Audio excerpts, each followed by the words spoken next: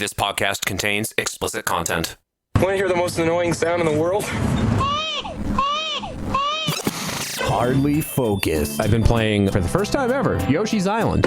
Despite Baby Mario just being goddamn annoying and not cute in the least. That is a fantastic game. You are listening to Hardly Focused.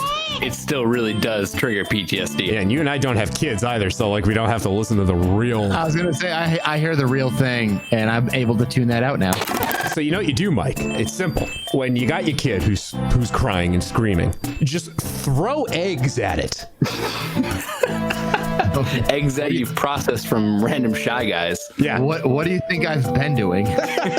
Hear more at hardlyfocused.com. Oh, Kevin, I wish we had more time with you. Yes. I can come back anytime, though. Yes. When I have more time. Today was just like oddly timed for what I have to do after, that's all. Well, it's Kevin has to part with us already, and I'm really happy that we got to finally do it. The dueling Christopher Walkens. Yes. Every other weekend, I'm completely free. So if it works out, I mean, the kids can always come with me too. Yeah, absolutely. She doesn't seem to mind. She wanted to come. Cool. Yeah. What do you think, Lola? The most important picture of her life, right then. You know. Yeah. That's right. This was interesting. Interesting. Yeah. Interesting. Yeah. Thumbs up from you? Yes. Thumbs up. Cool. There we go. And I normally, for obvious reasons, don't have the young folks in the studio with us. Well, Mike had his baby here once, and I'm sure it. COVID, yeah. I'm sure you know at like 4 months old, she was already learning some colorful language. Oh my God, Mike, we should do a show where we both bring our babies. Yours is 3 now, though, right? I got a 3-year-old and a 1-year-old. Yeah. Okay, you should bring the 1-year-old, and I'll bring my 6-month-old at the same time, and we'll see how much noise we can make. Oh my God. I'm sure none of them will remember anything that was said in the studio, but I will. None of them will remember what was said in the studio. She can relay it when we're just dust in the wind, dude. Yep. All I know is that you'll hear some pterodactyl noises. So. you know what we do? We just put them in front of the mics and then hit the timer and see how much coherent conversation.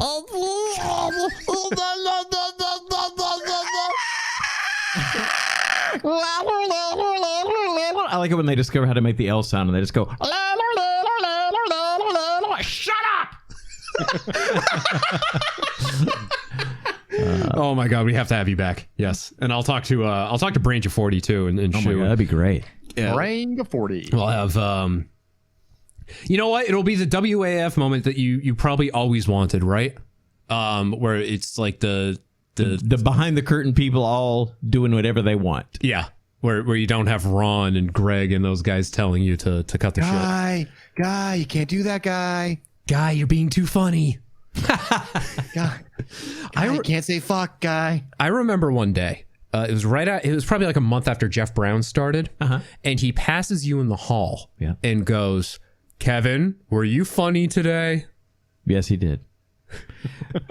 That's an interesting story. You know, we had a meeting. I think Jack already knows the story, but when Jeff Brown came in, he was a person that came from our company at the time because our GM had been given some time off, so he came in to fill in for her and was just looking at stuff to improve the station, not really knowing what was going on.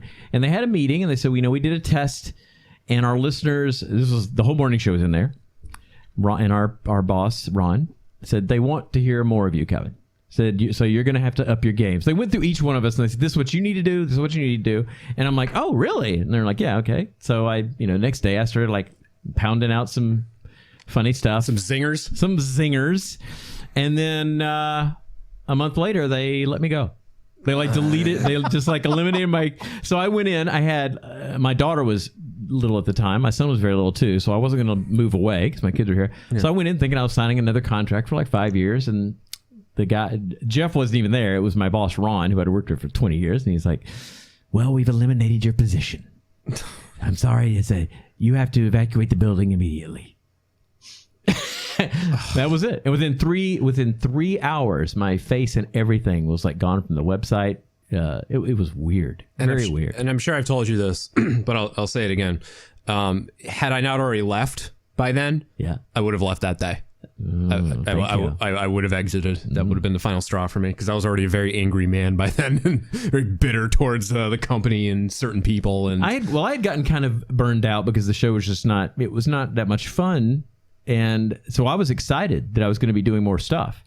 And that was why it was a surprise from all directions, really. But yeah, that's what happened. I didn't really do anything specific to piss anybody off. It was just came down to a matter of money. Yeah. At that point, they didn't care that the audience wanted to hear more of this.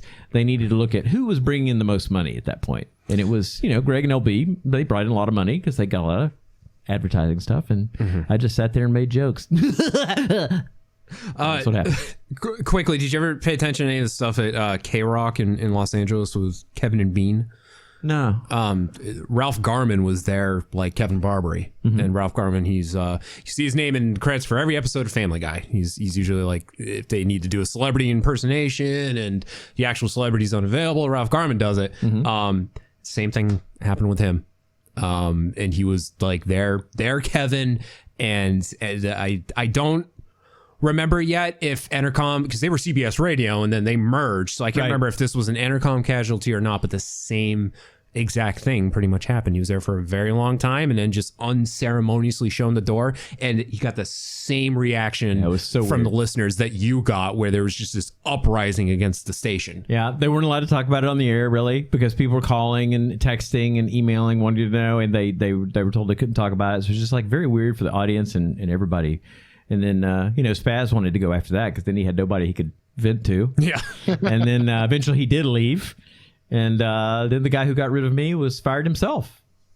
And so there you go. And then Greg offered me Spaz's job, to which I said, no. Yeah, a very polite no, thank you. I do not want to go through that. So Kevin and by proxy Lola, thank you for being here. Yeah, and definitely come back anytime when I have more time. Yes, a little more prepared. Let me pause so I can physically throw Kevin out, and then politely show Lola the door.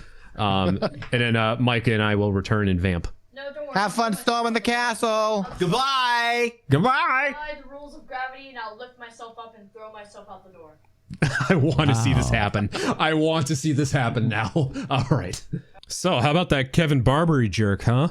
Oh my God, what an asshole, right? Nah, man. That was fun, and I really do hope that we can get him back on very soon. Yes, definitely. Please. So, because there's so many WAAF stories that we have to share far beyond what we already briefly talked about. So, and speaking of, coming up later on in this episode, more of my chat with Eddie Brophy, a friend of mine, a former WAAF employee, better to say a WAAF alum, who is a writer who just got his first book published, and you can find more about him at hardlyfocused.com/Eddie. And Eddie. And in the second bit of our interview, we reminisce about WAAF from more of the behind the scenes stuff. Because again, with Kevin, it was always on air, and you know the people whose voices you always heard or saw at events and what have you. People never ever think twice about the people behind the scenes who keep things running. So that's what Eddie and I did. So we talk a lot about that. But for right now, Mike Terrara's favorite segment. Hardly Focused presents. Do you finger your own asshole just to smell your own shit? Like, I don't get it. How fucking dumb are you? We go to Iowa for this one. Yep. And I've got audio here from KCRG in Iowa, and I will just launch right into it because boy is this one a doozy. Here we go. A high school school teacher is on leave for assigning students to a pretend you are a black slave assignment. The Iowa City Press Citizen reports that the assignment for an online freshman class at Liberty High School in Iowa City asked students to write 4 sentences about what they would do if they were a slave who was free. The district says the teacher, whose name was not released, is on administrative leave, and the assignment was removed. The district called the assignment inappropriate. Oh boy, what a year to decide that's a good idea. Read the room. Read the room. Oh my God. I just realized I'm wearing a Boys in the Hood shirt. Oh, well, whatever. Accuse you of being aware of things. Whoopsie doodle. Dude, they have these at Target. Like, of course I'm going to get Boys in the Hood shirt. I love Boys in the Hood. It's a great movie. But yeah, 2020, not the year to be, I guess any year after 1860, whatever, not the year to do this. But 1860, whatever. Oh, Jack and his history. But yeah, the 2020, especially with Black Lives Matter and everything going on in the world, like, what do you think the teacher even thought would happen? I honestly don't know. I have a feeling I kind of think I know what they were going for, but I think they were trying to start a conversation about what it was to be a slave, and then try to maybe bring it into like what's going on today. But it seems like it probably was a little bit ham-fisted, or it wasn't explained enough to where people were like, what the fuck are you doing, guy? I think it was the second one. Yeah. There was context. I don't think it was like, it's not like it was malicious intent. Like, hey, imagine you're a black person. Doesn't it suck? All right. Hey, it's 2020. Still sucks. All right. But I think that's what he was going for. Like, hey, back in 1863, you're, guess what? You're freed. Now let's talk about today. How much different, like, I think maybe he was trying to go there, but it wasn't explained well enough or executed properly enough for people to be like, oh, okay, this is what we're doing. Okay, I'm cool with it. Why don't you just say you were in jail? Now you're not in jail anymore. Like, go with something a little more arbitrary that is cannot be traced back to a single, historical event. I think because the single historical event is pretty fucking big. Yeah. Just saying. Just saying. Just saying. No, this is this is gonna sound brash, but how many black kids do you think were in the class, right? Compared to, I mean, that's probably the other thing. You're Iowa. Yeah. Public school. I'm gonna assume so. Maximum 3. Yeah. When I went to high school, man, there were like 5 out of a class of 400. So yeah, and so everyone's like, "Hey, I need to talk to you about the black experience," and they're like, "Dude, seriously, pick somebody else." Like, yeah. There's no one else that I know. And you just start sweating profusely because they don't know how to approach it. Yeah. So are you black or African American? Should I ask that? Can I touch your hair? You can say you prefer not to say. Yeah. Like, yeah. I'm other. Yeah. So there you go. That there's no right time to do that. I mean, 2020 especially, not the best time. But I guess really 2020 is the right time to do it because you're like, it's just a clusterfuck anyway. So let's just do it. Right. I mean, how much worse can things get at this point? Don't fucking jinx it, Jack. I don't know how to. I don't know. The last 2 times you said, "Hey, I wonder if there's going to be a mass shooting." There was a mass shooting the next day. So don't fucking say a goddamn word. I mean, do you have to worry about that these days, though? I mean, well, I mean, not a school shooting, but a lot of the public places where those things were happening have all been shut down. So I mean, if you think about it, Trump's saving American lives by making sure everything is still shut down. On a brighter note, well, arcades are open again in Massachusetts. So yeah, my buddy Jamie, the front man for my band Jesus Candy, and owner of Game Underground. And Game Underground. I'm such a jerk. It's either in Somerville or Waltham, but it's a fantastic store. Check it out. And half the store is an arcade, and he was finally able to open it. And then also it's in Waltham. Thank you. And our friend Doug Dave Greenbreen. Doug Dave. With pins, with locations all over the Union, but in for now. In Milford, Massachusetts. Milford, Massachusetts. Also able to reopen his arcade, and also one of the proponents, one of the people who is actually leading the charge against Charlie Baker to open up the arcades again. So when we're talking about things that have just gone awry in 2020, there's a silver lining right there that those guys are able to get their businesses back open. So just don't ask any of your patrons to pretend that you're a slave. Please don't. I don't think that would go over too well. We'll go to I think this is Florida, I believe. Why wouldn't it be? Why not? Why not? Why not Florida? From WESH from Wesh. The audio. Here we go. I'll just read the headline here because now that I think about it, I think the audio is very visual. But Orange County fifth grader asked, and this is something we talked about recently on this show, so here's a good follow-up. Orange County fifth grader asked to remove Hooters themed mask. Here's the audio from Wesh in again what I believe is Florida. There is nothing offensive or derogatory about this mask. Greg Goldblatt and his son Ian don't understand why the 11-year-old had to remove his Hooters mask on Tuesday. I don't think it's offensive at all.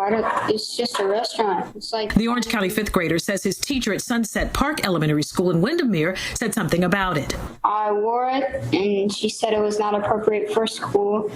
And I asked her why, and she said, if you really want to know why, go ask the principal. He did. And he told me to take it off 3 times, and I asked him why. He just said, just take it off. So I took it off, and I had to wear a different mask.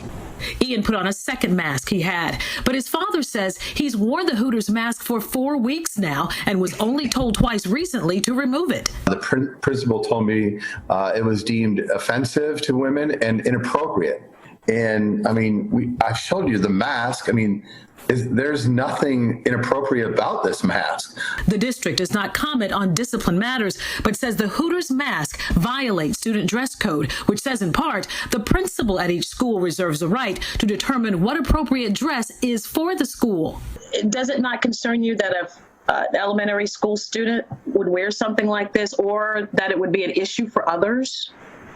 No, not at all. We go there. I mean, we go there as a family. We eat there. I mean, our favorite thing there is what, the chocolate cake? Yeah. Yeah, they have the best chocolate cakes. Ian's father says Ian is going to wear his Hooters mask on Wednesday, and he'll remove it if they ask him. Ian, do you want to wear your mask tomorrow? Yeah. Yes. In Orange County, Gail Pascal Brown, West 2 News. Context. It's all about context. Well, let's be honest. It literally just says the Hooters word. It doesn't even include the owl. It literally is just the font logo of Hooters that's just repeated across the face mask as if it was just printed. Yeah. There's no actual boobs. There's no jugs. There's no anything else. It just says the word Hooters in orange and white, and that's it. You'd have to know. And this is in Florida, so I mean, let's be honest. He could wear a lot worse.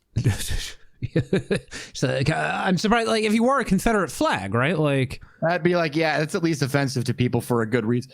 I mean, let's be honest. Yeah, and you know what? He'd probably get away with it too. They probably wouldn't. Oh yeah, that's a problem. He'd be like, he'd wear it. People are like, what's the problem? Like, yeah. What? Yeah, is Hooters the most appropriate thing to wear? Probably not. But is he going to a public school? Yeah. Then yes, he's allowed to wear that, man. He is allowed to wear that. It's not offensive. It's a word. It's get over it. You know, it is what it is. This goes back to when we were talking last week about our store, hardlyfocused.com/store, and the black, white, and orange t-shirt that we have available for purchase. And it's all about context. It really is. Now, if I play that jingle, then the percentage of people who know what I'm referring to goes up ever so slightly.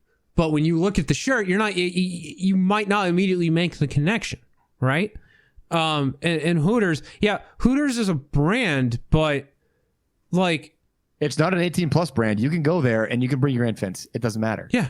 Everybody can walk in.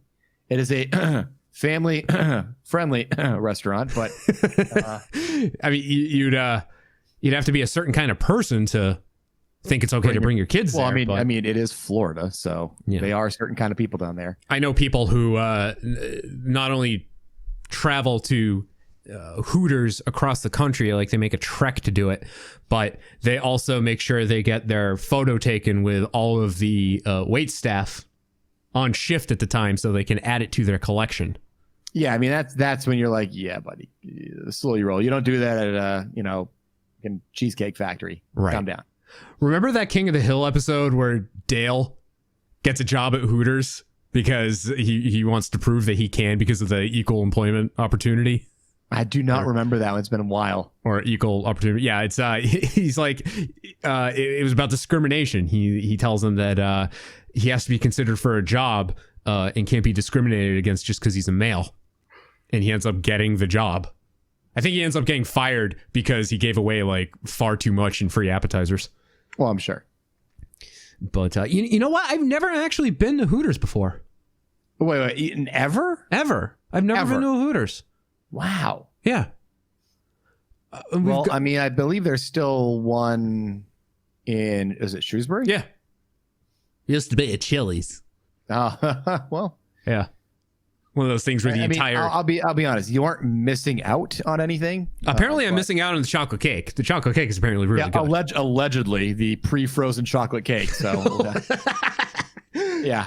Because they make it fresh out back every day. Get the fuck out of here. That is frozen and thawed out for you. One of Kate's friends, her family owned a restaurant. I remember it was the first time I met her, and we go to this restaurant, and she's like, hey, you guys want some of the desserts that we have? And she takes me into the kitchen and just opens up a cooler with all the, the pies and everything that they have on. Did the angels start singing in the background? Oh, yes. But at the same time, I was a little disappointed to learn at the ripe old age of 17 that these were not freshly made, that they were just prepackaged and just chilling out in a cooler. Wait, are you telling me that Applebee's doesn't make everything from scratch?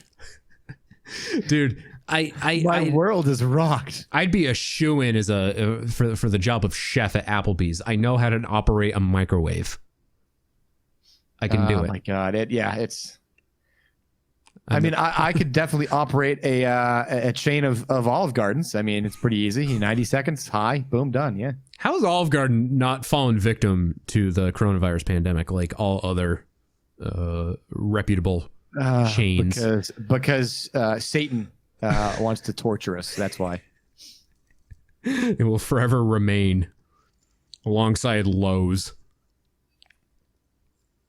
I got studio lighting finally in here. And it was a trek that literally began the first day that I worked from home during the pandemic, the day before the order took effect. And it was the last place that I went to, the last retail excursion I made where I didn't have to wear a face mask. It was to a home improvement warehouse. Yes. The weekend before it all went to shit, I went to IKEA. And then we went to Bed Bath & Beyond. No, I went to IKEA and I enjoyed myself some...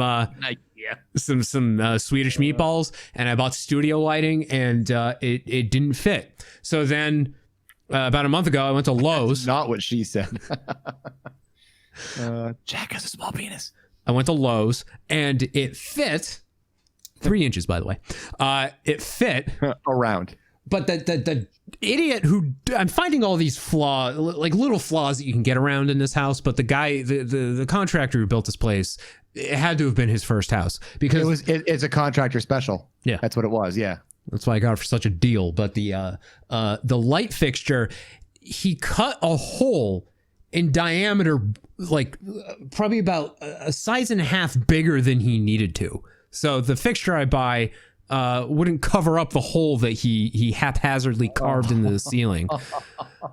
Third time's a charm with your alma mater there. Home Depot found one that had a wide enough base, hooked right up, no problem. So I've got... what, do you have to go like a 14-inch base because it's 11 inches too small? Yeah. What But it works. Rookie move right there. I mean, I finally found people that live in apartments going, what the fuck are they talking about? I finally got a brand that hooked up to accommodate for the contractor's errors in judgment, and looks a slight, if not a little blinding, slightly more professional. Kate walked in here yesterday and like took one look and it immediately shielded her eyes, and she's like, I close my eyes and all I can just see are the lights. It's like when somebody gives you a burst of camera flash. Yep. Oh God, paparazzi. So, and I still got what I call the murder hallway in my basement, because I don't know if I ever relayed this during the show. I call it the murder hallway because it's very clearly a space that was set aside for a set of stairs leading to a door. Bulkhead. Yeah, the doors that would go out in my backyard, and the builder of this abode ran out of money. So he just left the hallway unfinished, and then he put like roof shingles over that spot. Yeah, it literally is. It looks like a roof that's 6 inches off of the ground. That my dog regularly sits on when he's outside. So one day maybe how expensive it is to actually put a like it's less than $1,000 to get the stairs and the bulkhead and actually do all of the work. It's not that expensive, relatively speaking, when you're building an entire house. Right. I mean, ran out of money. Really? Knock on wood. Everything else is at least up the code. I mean, for all intents and purposes, it passed inspection in 2016. So we'll go with that. But yeah, to tie that up, yeah, Olive Garden and Lowe's still kicking despite their below average offerings. So, yeah, and again, in context, you're wearing a Hooters mask. Who fucking cares? Who gives a shit? I'm a white man wearing a Boys in the Hood shirt. Do I care? No. Should you care? God, I hope you don't. I remember getting a finger wagging back when I was, against my will, made to attend church every Sunday, and the only clean shirt I had was my mind you, I was like 10 years old at the time. The only clean shirt I had was my Rage Against the Machine Battle of Los Angeles t-shirt, which that's it? Yeah. Oh, I was gonna think of a different shirt entirely, but that's nothing. Yeah. Battle of LA is just him holding a fist up in the air. Right. And but it could offend the churchgoers, you see. Really? Is it is it from their debut album with a monk putting himself on fire? Yeah, right. Like, come on. Oh dear. Context. That's what it is. It is context. So 3, 2, 1, context. All right. So coming up, my second the second part of my discussion with my friend Eddie Brophy, where we reminisce about the old days. I hesitate to say good old days because they weren't always good, but the old days of WAAF. So Mike, I'll wrap it here. Wrap it. Thank you for joining me. Thank you for taking part in dueling walk-ins with Kevin Barbare, the man of 997 voices. I tried, but my God, he's so good. So you gotta can't help it. Who else do you do that you're good at? I mean, everybody can do it. The chopper, get to the chopper. I'm a cop, you idiot. Boys have penises and girls have vaginas, I know. We'll do fire drill. How about we do dueling Arnold's? It's not easy being Kermit the Frog. Dueling when you have to pound that bacon every day. Oh yeah. No. I tried. I failed. I hope I tapped out soon enough. Yeah, I mean, I'm out of practice on a lot of that because I haven't had to do it forever. You know, so. Well, I'll give you a heads up more than like 30 minutes. How about that? Yeah. I can do a good Hamsar. Oh, there you go. Perfect. The failed abortion known as Hamsar. And there we go. We can tie it all the way back to RBG. She fought for women's rights. Let's hope it doesn't all fall apart. Oh, God, I hope it doesn't all fall apart. I like how we both sighed at the same time. Yeah. All right. Mike, thank you and enjoy your week. And we'll end our recording here. And please enjoy my discussion with my friend Eddie. We will return. They're highly contagious. You are listening to Hardly Focused. I'm wearing a goddamn coat and I'm still fucking freezing. Yeah, I got a goddamn high fever. Get me the fuck out of here. I'm constantly in the state of wanting to throw up.